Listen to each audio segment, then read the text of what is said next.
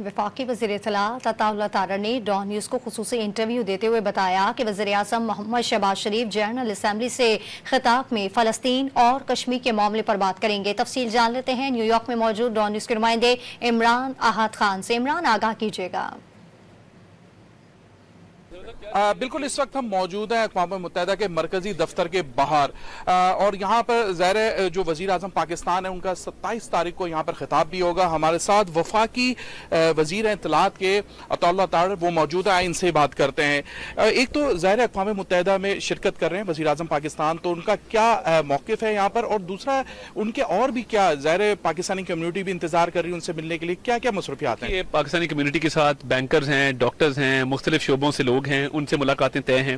इसके साथ साथ जो खिताब है वो UN सिक्योरिटी काउंसिल में भी करेंगे, जनरल असेंबली में भी करेंगे। उसमें क्लाइमेट चेंज हमारी प्रायोरिटी है, एंटी टेररिज्म मेजर्स हमारी प्रायोरिटी है, फ़लस्तीन का इशू है, कश्मीर का इशू है। तो इस तमाम मौज़ूआत पे बात होगी। और हमारी कामयाबी ये भी है कि UN सिक्योरिटी काउंसिल में जो हमें वोट मिले हैं नॉन परमानेंट मेंबर के तौर पे, वो बड़ी कसीर तादाद में मिले हैं।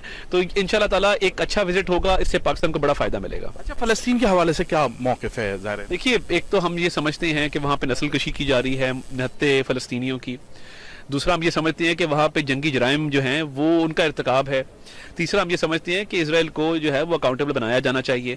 बिल्कुल, हमारे साथ वफाकी वज़ीर इत्तलात अताउल्लाह तारर मौजूद हैं, जिनका यही कहना है कि वज़ीर आज़म पाकिस्तान की जानिब से अक़वाम मुत्तहिदा के अंदर माहौलियात, अमन व अमान के हवाले से भी बातचीत की जाएगी, और ख़ासतौर पर इनका ये भी कहना है कि पाकिस्तानी जो कम्यूनिटी है उनसे मुलाकात की जाएगी, और ऑफिशियल जो अमेरिका के जो ऑफिशियल लोग हैं उनसे भी वज़ीर आज़म शहबाज शरीफ जो है वो मुलाकात करेंगे। जी, बहुत शुक्रिया आपका।